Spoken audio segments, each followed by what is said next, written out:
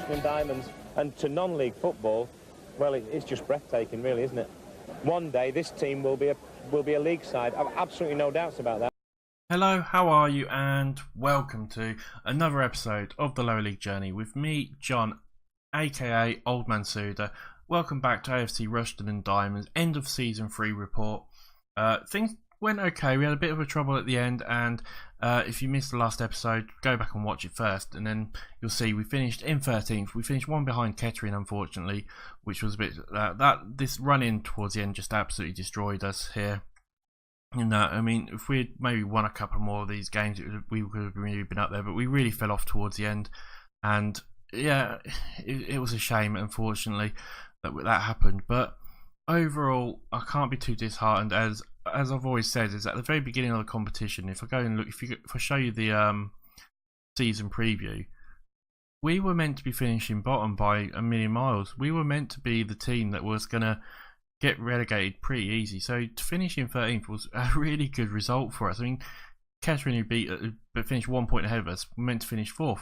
Had a terrible season. So as much as things didn't go right for us, I can't be too disheartened with how it all ended up, because we absolutely did fantastic. You know, we were meant to be finishing around sort of down here, and we finished in the 13th spot. So overall, can't be too disheartened. We'll get through to the awards so quickly. And as you can see, following the completion, two players have been considered good enough to enter our overall best 11. Dan Pearce was the pick. The defensive midfielders come in, as well as Ryan Young.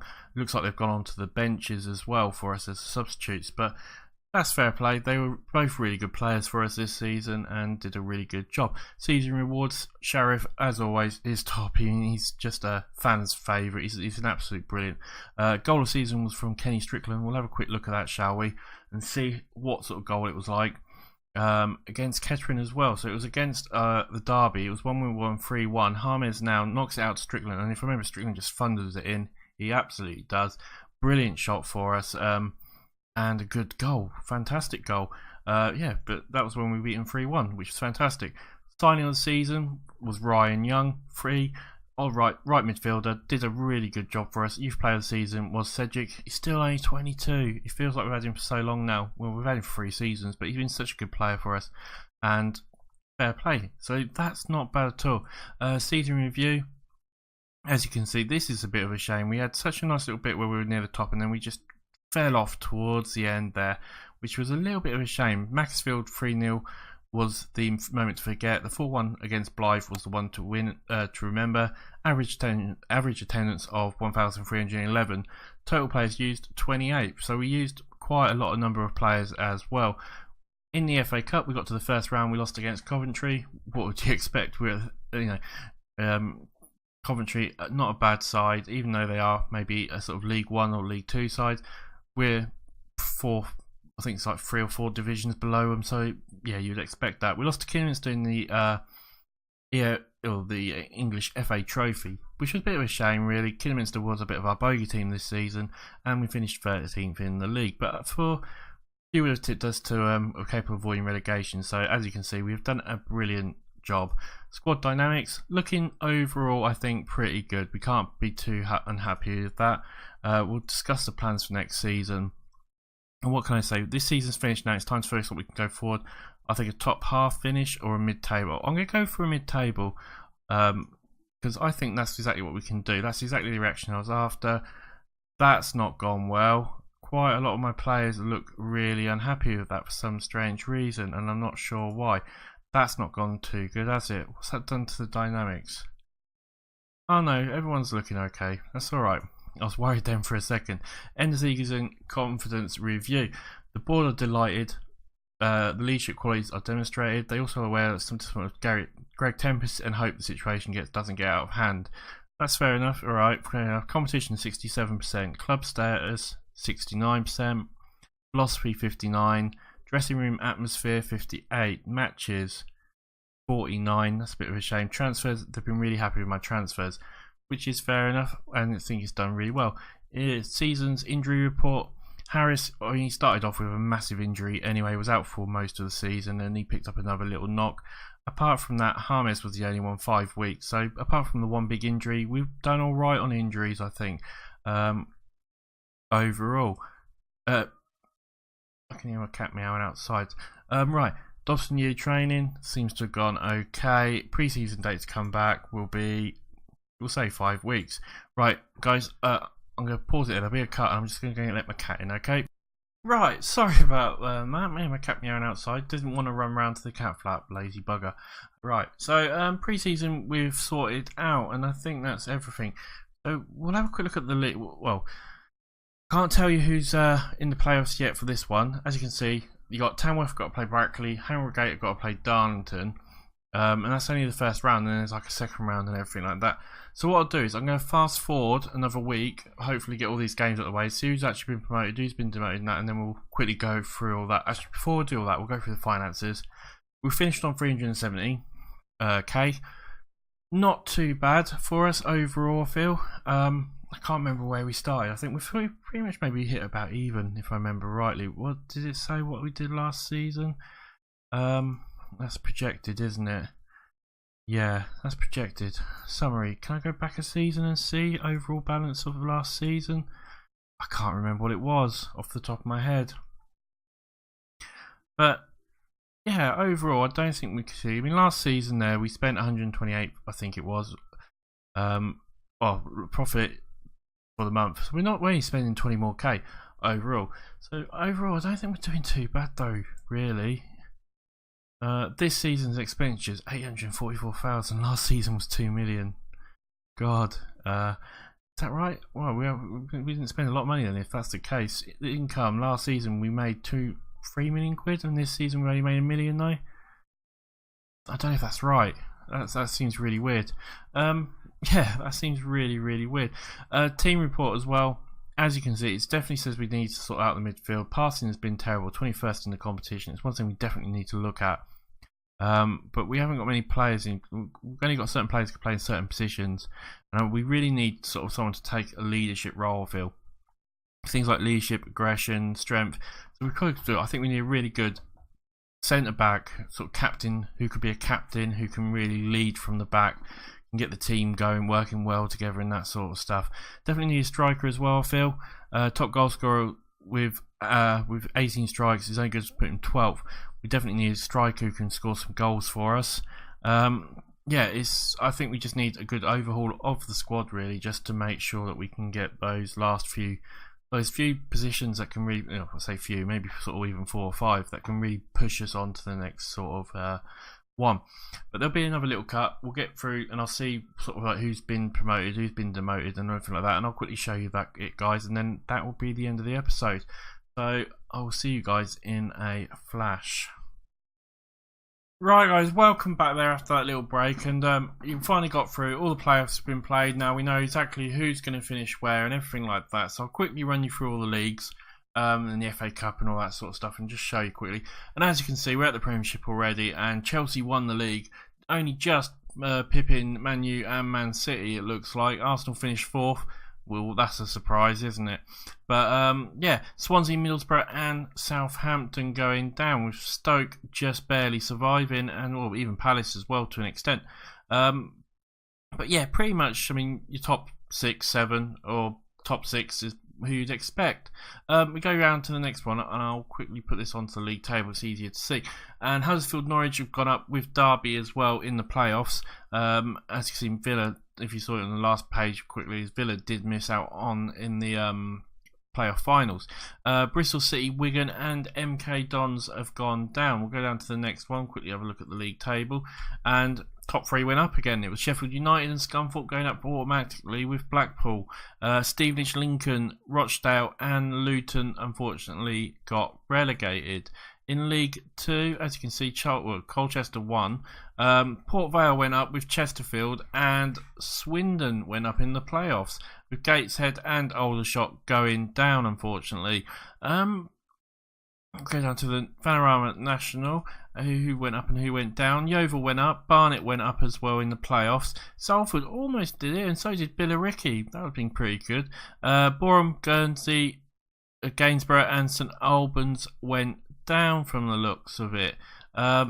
Then we get to our league. As you can see, Harrogate and Stockport have gone up. I mean, you would have thought. I feel really sorry for FC Halifax as they finished. Was it Halifax or Kidderminster? Sorry, Kidderminster finished second, and it was the team in fifth that went up in the end.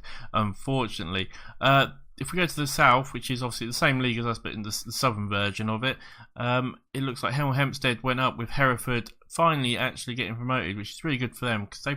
One team that everyone I think would agree probably deserves to be at least in the main conference, if not higher. Really, a fantastic non-league team. But you've got to feel a little bit for Dulwich Hamlet, missed out just as well. Merithpool and Concord going down. And I think that's pretty much all we need to see, really, isn't it? Yeah, it is pretty much. It's all we need to see. There's still playing playoffs in some of these. It goes on forever. It really does. Some news to talk about on our side while I've been waiting, because it's been about 2 weeks since I've had to go through while I wait for all this. Youth facilities on our bit. Where is it? If it will show anywhere, I'm not sure it will. Yeah, so you got improved youth facilities there, and I had another bit. It said there maintenance somewhere. If I can see it, where is it? Ground maintenance, 130k on the youth facilities. So we lost money. We lost a load of money, which has been really, really tough for us. But hopefully that does mean that in sort of next few months our youth facilities will grow, and come the next sort of youth intake, it should be really good for us overall. The board, as you can see, are absolutely delighted with me still. Everything seems to be going really well. Yeah, it seems to be going really well at the moment. We got a new budgets and everything like that. As you can see, we've got a transfer budget of 30,000 with a away budget of 4.5. I'll probably change that around a little bit because we're not going to spend the transfer budget too much. In these lower leagues, it's not worth spending money. I might as well just try and find free players if I can, or non-contracted players. It's a lot easier, and it's the best way to do it, really, or that's how I feel anyway. One of the things I didn't show you as well was if I go back to the competition, obviously the likes of, I don't know if you saw it got relegated, but it was Madlock, Blythe and Spennymoor got relegated from us. I never really went through the stats and showed you if we were anywhere in any of the stats. Games without conceding, we were high up there, one game. I mean, but that's not really anything. But it doesn't look like we were anywhere on the team stats, really. I'll go quickly on the team detail and have a quick little look, but I don't think we're going to be anywhere here. Penalties taken. We had quite a lot of penalties, 7 penalties. Headers 1, we're not on there. Yellow cards, we had quite a lot of yellow cards. Red cards, we're about sort of only 3, so not too bad. Could have been a little bit better. Form wise, we were down here, not good. Home form was mid-table towards the end. We were about the same home and away, so not too bad. Games won in a row, 1. And I don't think there's anything else really worth looking at here. I wanted to have a look, actually, if we can see it, the average attendance and see what our attendance is in compared to others. We're 8th, which is not too bad. I mean, Stockport, 4,000, absolutely crazy. I mean, but we've got the attendance around sort of the higher up teams, which is really good for us. I'm absolutely happy about that.